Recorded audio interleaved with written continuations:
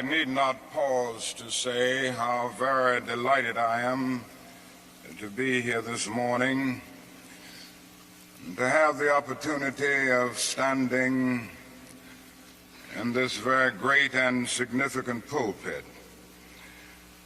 And I do want to express my deep personal appreciation to Dean Sayer and all of the cathedral clergy for extending the invitation. It is always a rich and rewarding experience to take a brief break from our day-to-day demands in the struggle for freedom and human dignity and discuss the issues involved in that struggle with concerned friends of goodwill all over our nation. And certainly it is always a deep and meaningful experience to be in a worship service. And so for many reasons, I'm happy to be here today. I would like to use as a subject from which to preach this morning, remaining awake through a great revolution. And the text for the morning is found in the book of Revelation. There are two passages there that I would like to quote. It's in the 16th chapter of that book. Behold, I make all things new. Former things are passed away.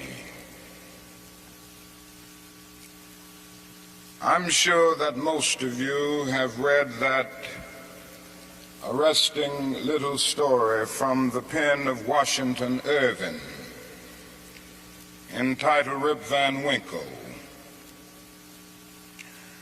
The one thing that we usually remember about the story is that Rip Van Winkle slept 20 years.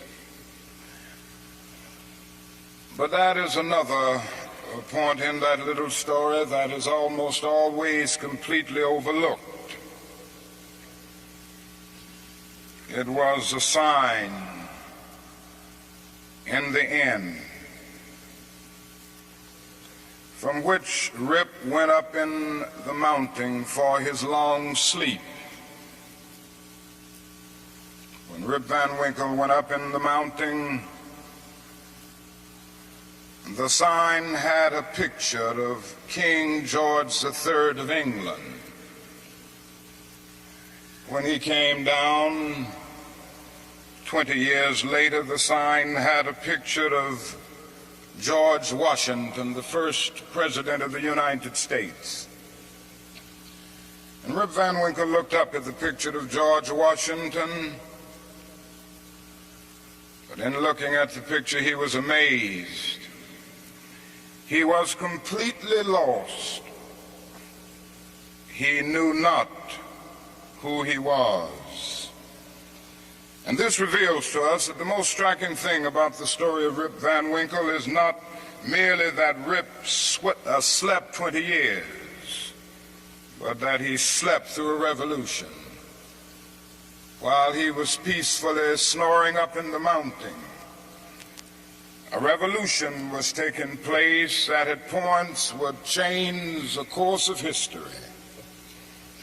And Rip knew nothing about it. He was asleep. Yes, he slept through a revolution.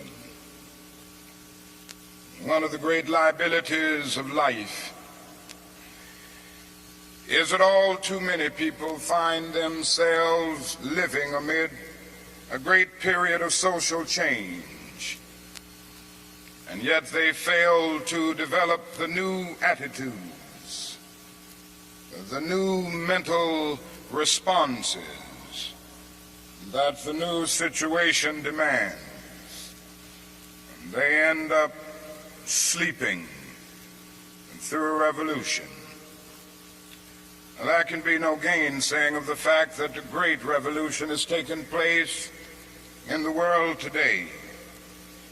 In a sense, it is a triple revolution.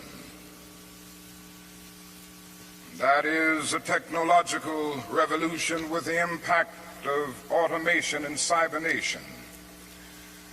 Then that is a revolution in weaponry with the emergence of atomic and nuclear weapons of warfare. Then that is a human rights revolution with the freedom explosion that has taken place all over the world. Yes, we do live in a period where changes are taking place, and that is still a voice crying through the vista of time, saying, "Behold, I make all things new.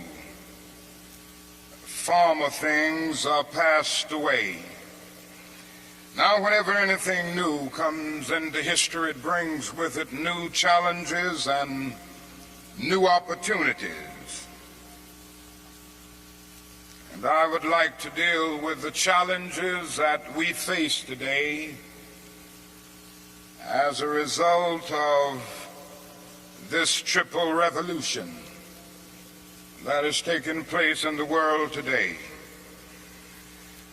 First, we are challenged to develop a world perspective. No individual can live alone. No nation can live alone. And anyone who feels that he can live alone is sleeping through a revolution. The world in which we live is geographically one. The challenge that we face today is to make it one in terms of brotherhood. Now, it's true that the geographical oneness of this age has come to be to a large extent through modern man's scientific ingenuity. Modern man, through his scientific genius, has been able to dwarf distance and place time in chains. And our jet planes have compressed into minutes distances that once took weeks and even months. All of this tells us that our world is a neighborhood. Through our scientific and technological genius, we have made of this world a neighborhood, and yet we have not had the ethical commitment to make of it a brotherhood. But somehow and in some way we've got to do this. We must all learn to live together as brothers, or we will all perish together as fools. We are tied together in the single garment of destiny, caught in an inescapable network of mutuality. And whatever affects one directly affects all indirectly. For some strange reason, I can never be what I ought to be until you are what you ought to be, and you can never be what you ought to be until I am what I ought to be. This is the way God's universe is made. This is the way it is structured. John Donne caught it years ago and placed it in graphic terms. No man is an island entire of itself. Every man is a piece of the continent, a part of the main. And he goes on toward the end to say, any man's death diminishes me because I am involved in mankind. Therefore never sin to know for whom the bell tolls. It tolls for thee. We must see this, believe this, and live by it if we are to remain awake through a great revolution. Secondly, we are challenged to eradicate the last vestiges of racial injustice from our nation. I must say this morning that Racial injustice is still the black man's burden and the white man's shame. It is an unhappy truth that racism is a way of life for the vast majority of white Americans, spoken and unspoken, acknowledged and denied, subtle and sometimes not so subtle. The disease of racism permeates and poisons a whole body politic.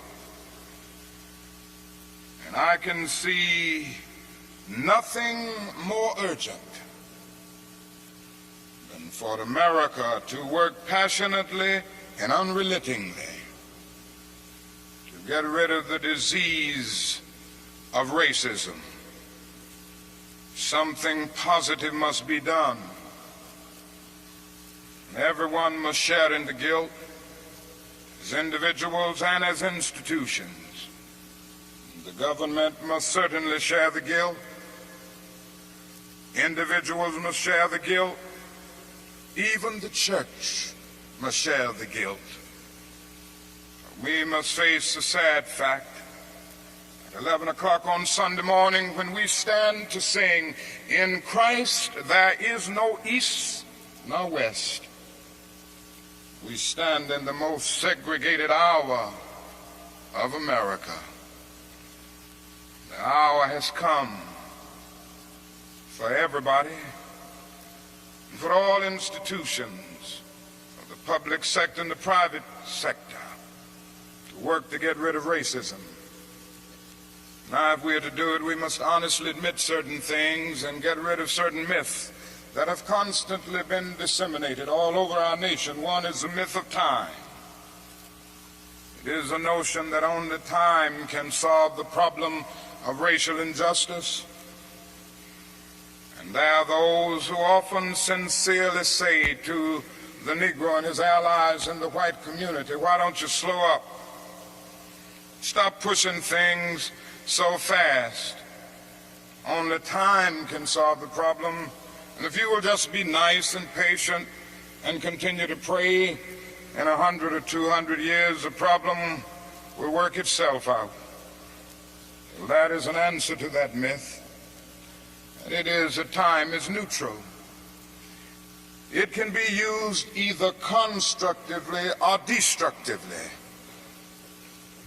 And I'm sorry to say this morning that I'm absolutely convinced that the forces of ill will in our nation, the extreme rightists of our nation, the people on the wrong side, have used time much more effectively than the forces of goodwill. And it may well be that we will have to repent in this generation, not merely for the vitriolic words and the violent actions of the bad people, but for the appalling silence and indifference of the good people who sit around and say, "Wait on time." Somewhere we must come to see that human progress never rolls in on the wheels of inevitability. It comes through the tireless efforts and the persistent work of dedicated individuals who are willing to be co-workers with God. And without this hard work, time itself becomes an ally of the primitive forces of social stagnation. So we must help time and realize that the time is always right to do right. Now that is another myth that still gets around. It is a kind of over-reliance on the bootstrap philosophy. And there are those who still feel that if the Negro is to rise out of poverty, if the Negro is to rise out of slum conditions, if he is to rise out of discrimination and segregation, he must do it all by himself. And so they say the Negro must lift himself by his own bootstraps. They never stopped to realize that no other ethnic group has been a slave on American soil. The people who say this never stop to realize that the nation made the black man's color a stigma. But beyond this, they never stop to realize the debt that they owe a people who were kept in slavery 244 years. In 1863, the Negro was told that he was free as a result of the Emancipation Proclamation being signed by Abraham Lincoln. But he was not given any land to make that freedom meaningful. It was something like keeping a person in prison for a number of years and suddenly discovering that that person is not guilty of the crime for which he was convicted. And you just go up to him and say, now you're free. But you don't give him any bus fare to get to town. You don't give him any money to get some clothes to put on his back or to get on his feet again in life. Every code of jurisprudence would rise up against this. And yet this is the very thing that our nation did to the black man. It simply said you're free, and it left him there penniless, illiterate, not knowing what to do. And the irony of it all is that at the same time that the nation failed to do anything for the black man, through an act of Congress, it was giving away millions of acres of land in the West and the Midwest, which meant that it was willing to undergird its white peasants from Europe with an economic floor. But not only did it give the land, it built land-grant colleges to teach them how to farm. Not only that, it provided county agents to further their expertise in farming. Not only that, as the years unfolded, it provided low interest rates so that they could mechanize our farms. And to this day, thousands of these very persons are receiving millions of dollars in federal subsidies every year not to farm. And these are so often the very people who tell Negroes that they must lift themselves by their own bootstraps. It's all right to tell a man to lift himself by his own bootstraps, but it is a cruel jest to say to a bootless man that he ought to lift himself by his own bootstraps. We must come to see that the roots of racism are very deep in our country. And there must be something positive and massive in order to get rid of all of the effects of racism and the tragedies of racial injustice. Now, that is another thing closely related to racism that I would like to mention as another challenge. We are challenged to rid our nation and the world of poverty. Like a monstrous octopus, poverty spreads its nagging, prehensile tentacles into hamlets and villages all over our world. 2/3 of the peoples of the world go to bed hungry tonight. They are ill-housed, they are ill-nourished, they are shabbily clad. I've seen it in Latin America, I've seen it in Africa. I've seen this poverty in Asia. I remember some years ago, Mrs. King and I journeyed to that great country known as India. And I never will forget the experience. It was a marvelous experience to meet and talk with the great leaders of India.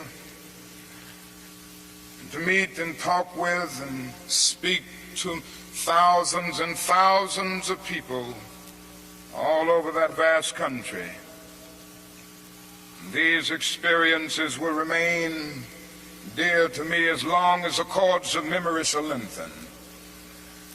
But I say to you this morning, my friends, there were those depressing moments.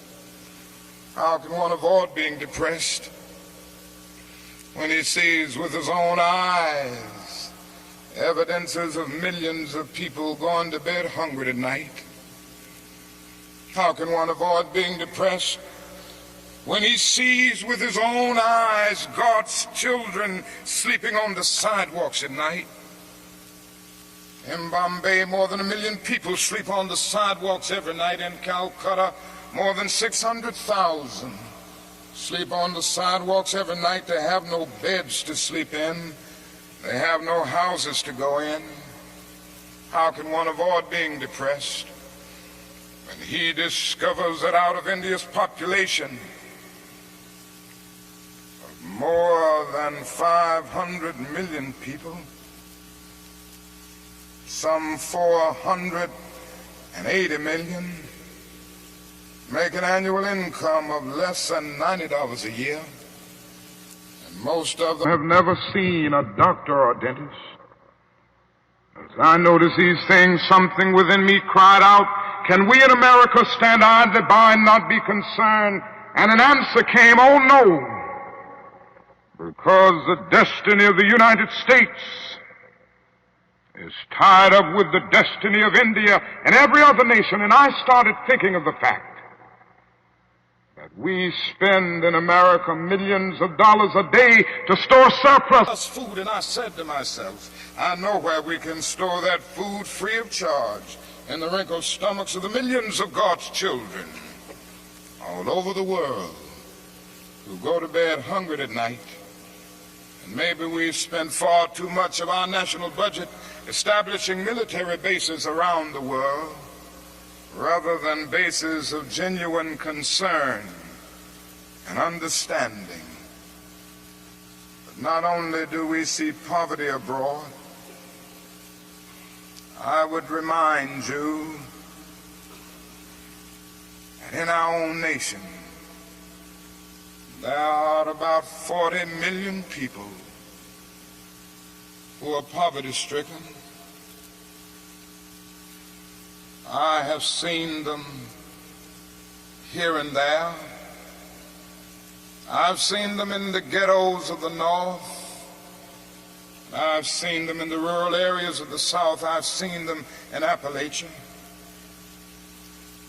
I've just been in the process of touring many areas of our country. And I must confess that in some situations, I have literally found myself crying. I was in Marks, Mississippi the other day, which is in Quitman County, the poorest county in the United States. I tell you, I saw hundreds of little black boys and black girls walking the streets with no shoes to wear. I saw their mothers and their fathers trying to carry on a little Head Start program, but they had no money. The federal government hadn't funded them. They were trying to carry on, and they raised a little money here and there, trying to get a little food to feed the children, trying to teach them a little something.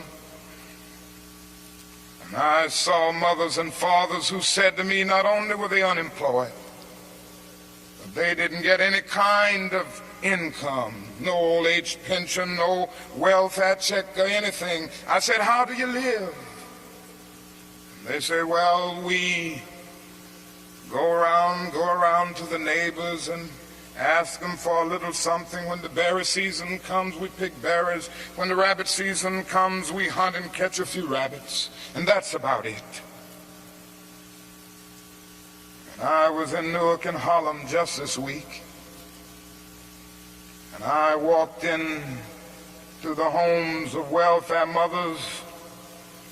I saw them in conditions, no, not with wall-to-wall carpet, but wall-to-wall rats and roaches. I stood in an apartment,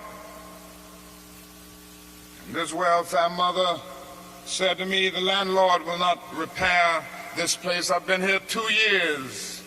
He had made a single repair. She pointed out her little boy who was a victim of lead poisoning. She pointed out the walls with all of the ceiling falling through. She showed me the holes where the rats came in. And she said, night after night, we have to stay awake, keep the rats and the roaches from getting to the children. I said, how much do you pay for this apartment? She said, $125. And I looked and I thought and said to myself, it isn't worth $60. Poor people are forced to pay more for less, living in conditions day in and day out where their whole area is constantly drained without being replenished. It becomes a kind of domestic colony. And the tragedy is so often these 40 million people are invisible because America is so affluent, so rich, because our expressways carry us away from the ghetto. We don't see the poor. Jesus told a parable one day, and he reminded us that a man went to hell because he didn't see the poor. His name was Dives. He was a rich man. And there was a man by the name of Lazarus, who was a poor man, but not only was he poor, he was sick. Sores were all over his body. He was so weak that he could hardly move. But he managed to get to the gate of Dives every day, wanting just to have the crumbs that would fall from his table. Dives did nothing about it. The parable ends saying, Dives went to hell, and there was a thick gulf now between Lazarus and Dives. Now, that is nothing in that parable which says that Dives went to hell because he was rich. Jesus never made a universal indictment against all wealth. It is true that one day a rich young ruler came to him and he advised him to sell all, but in that instance Jesus was prescribing individual surgery and not setting forth a universal diagnosis. And if you will look at that parable with all of its symbolism, you will remember that a conversation took place between heaven and hell, and on the other end of that long distance called between heaven and hell was Abraham in heaven talking to Dives in hell. Now Abraham was a very rich man. If you go back to the Old Testament, you see that he was the richest man of his days. So it was not a rich man in hell talking with a poor man in heaven. It was a little millionaire in hell talking with a multimillionaire in heaven. Dives didn't go to hell because he was rich. Dives didn't realize that his wealth was his opportunity. It was his opportunity to bridge the gulf that separated him from his brother Lazarus. Dives went to hell because he passed by Lazarus every day and he never really saw him. He went to hell because he allowed his brother to become invisible. Dives went to hell because he maximized the minimum and minimized the maximum. Indeed, Dives went to hell because he sought to be a conscientious objector in the war against poverty.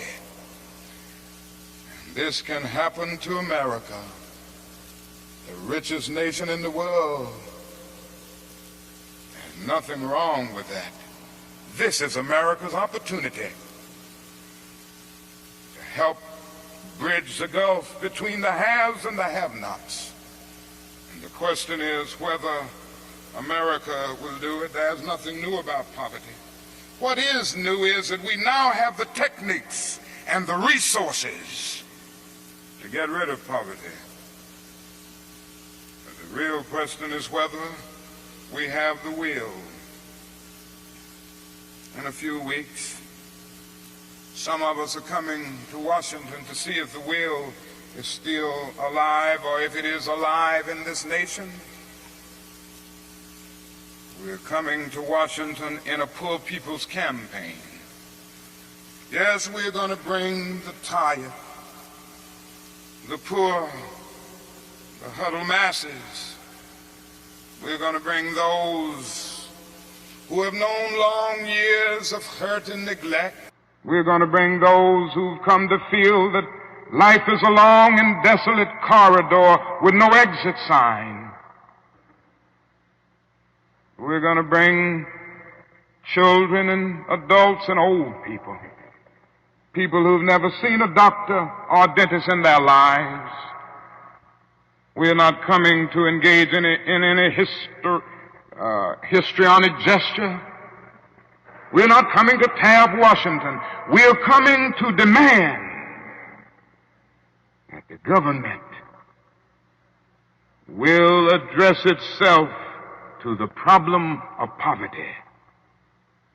We read one day, we hold these truths to be self-evident, that all men are created equal, that they are endowed by their Creator with certain inalienable rights, that among these are life, liberty, and the pursuit of happiness. But if a man doesn't have a job or an income,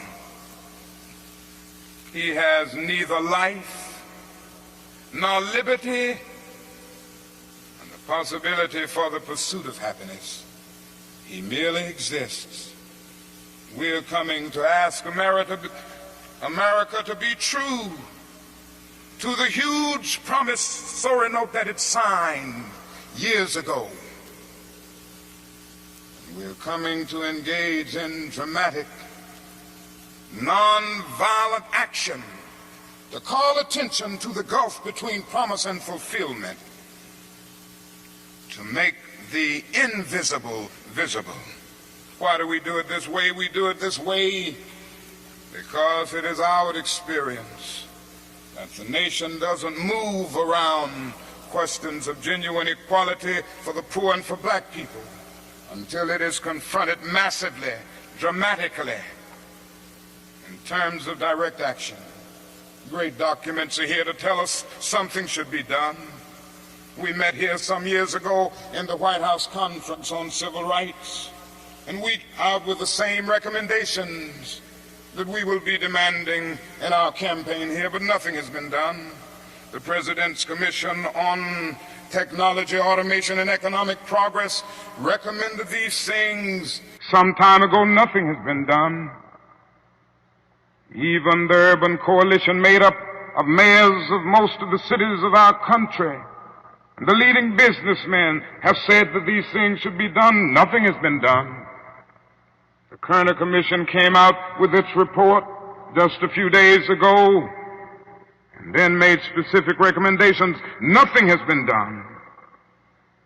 And I submit that nothing will be done until people of goodwill put their bodies and their souls in motion. And it will be the kind of soul force brought into being as a result of this confrontation that I believe will make the difference. Yes, it will be a poor people's campaign. This is a question facing America. Ultimately, a great nation is a compassionate nation. America has not met its obligations and its responsibilities to the poor. One day, we will have to stand before the God of history,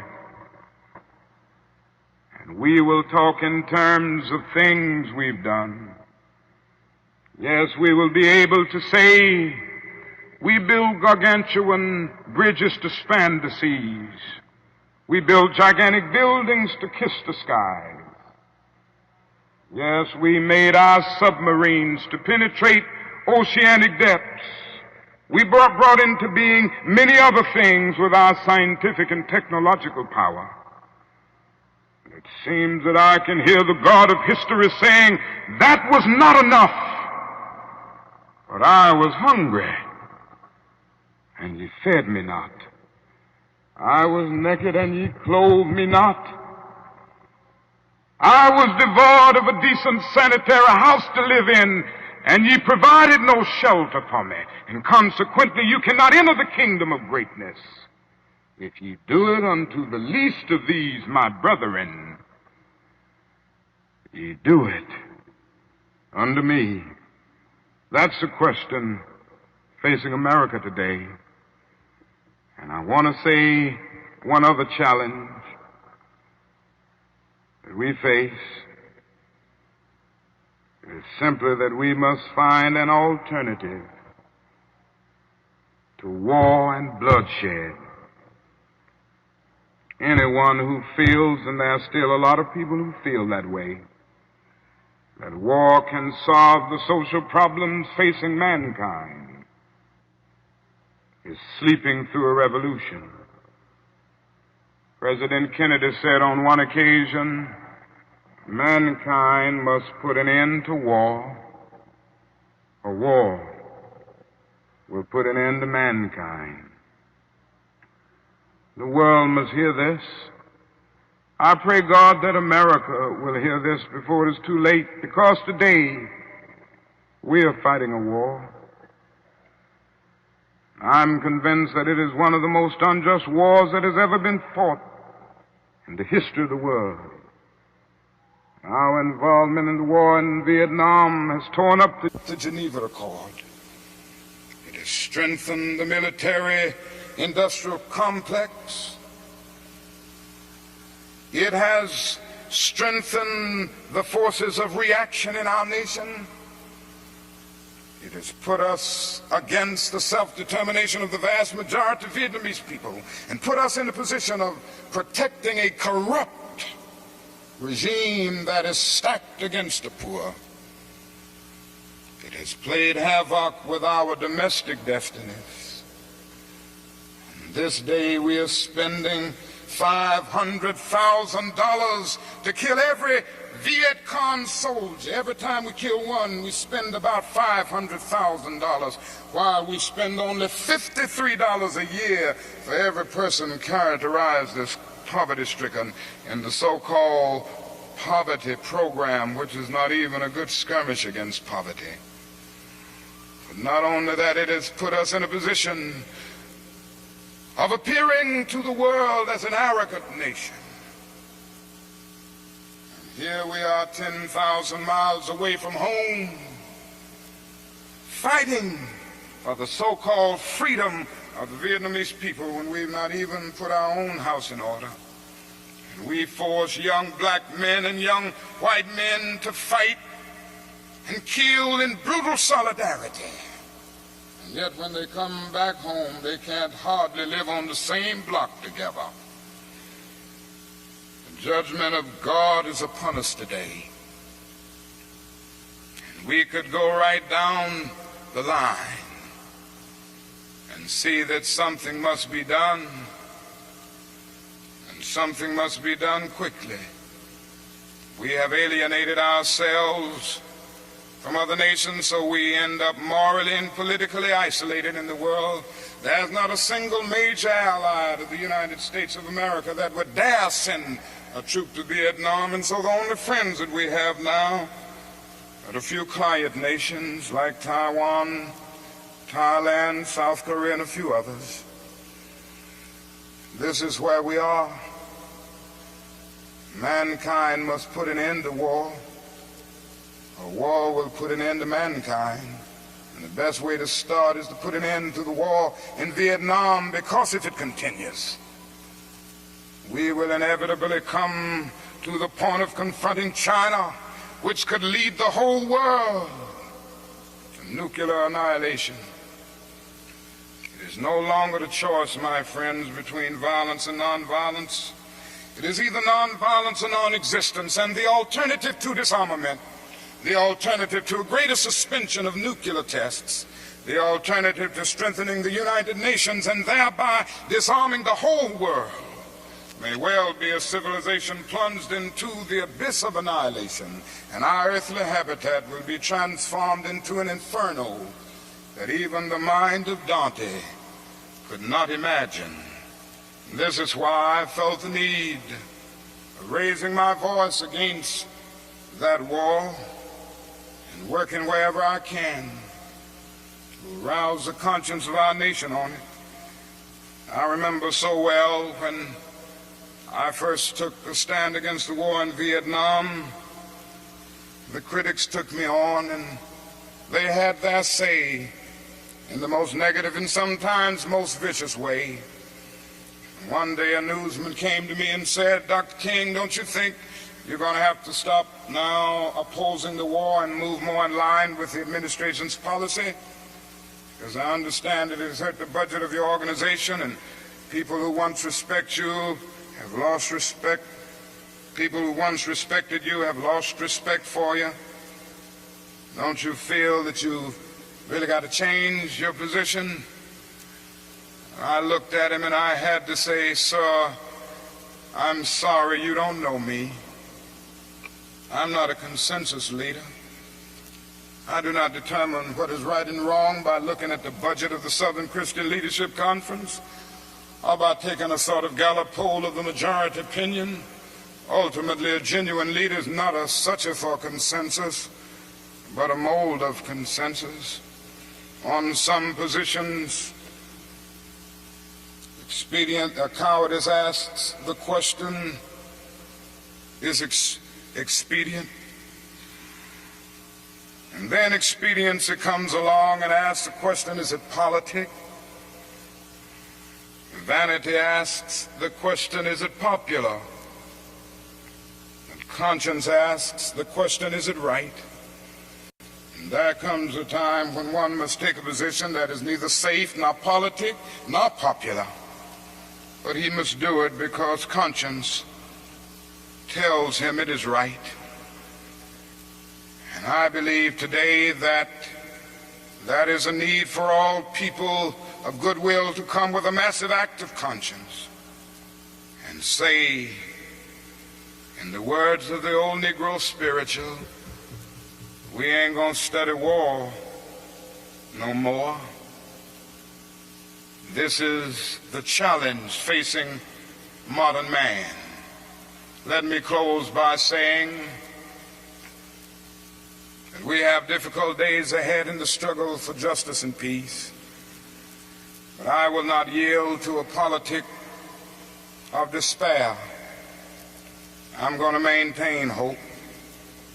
As we come to Washington in this campaign, the cards are stacked against us. This time we will really confront a Goliath. And God grant that we will be that David of truth set out against the Goliath of injustice, the Goliath of neglect, the Goliath of refusing to deal with the problems, and go on with a determination to make America the truly great America that it is called to be. I say to you that our goal is freedom, and I believe we're going to get there, because however much she strays away from it, the goal of America is freedom. Abused and scorned though we may be as a people, our destiny is tied up in the destiny of America. Before the Pilgrim Fathers landed at Plymouth, we were here. Before Jefferson etched across the pages of history the majestic words of the Declaration of Independence, we were here. Before the beautiful words of the Star-Spangled Banner were written, we were here. And for more than 2 centuries, our forebears labored here without wages. They made cotton king, and they built the homes of their masters in the midst of the most humiliating and oppressive conditions. And yet out of a bottomless vitality, they continue to grow and develop. If the inexpressible cruelties of slavery couldn't stop us, the opposition that we now face will surely fail. We're going to win our freedom because both the sacred heritage of our nation and the eternal will of the Almighty God are embodied in our echoing demands. And so however dark it is, however deep the angry feelings are and the violent explosions are, I can still sing, we shall overcome. We shall overcome because the arc of the moral universe is long, but it bends toward justice. We shall overcome because Carlyle is right. No lie can live forever. We shall overcome because William Cullen Bryant is right. Truth-crushed earth will rise again. We shall overcome because James Russell Lowell is right, as we were singing earlier today. Truth forever on the scaffold, wrong forever on the throne, yet that scaffold sways the future, and behind the dim unknown standeth God within the shadow, keeping watch above his own. With this faith, we will be able to hew out of the mountain of despair the stone of hope. With this faith, we will be able to transform the jangling discords of our nation into a beautiful symphony of brotherhood. Thank God for John, who centuries ago out on a lonely, obscure island called Patmos caught vision of the New Jerusalem descending out of heaven from God, and who heard a voice saying, "Behold, I make all things new. Former things are passed away." God grant that we will be participants in this newness and this magnificent development. If we will but do it, we will bring about a new day of justice and brotherhood and peace. And that day the morning stars will sing together, and the sons of God will shout for joy. God bless you.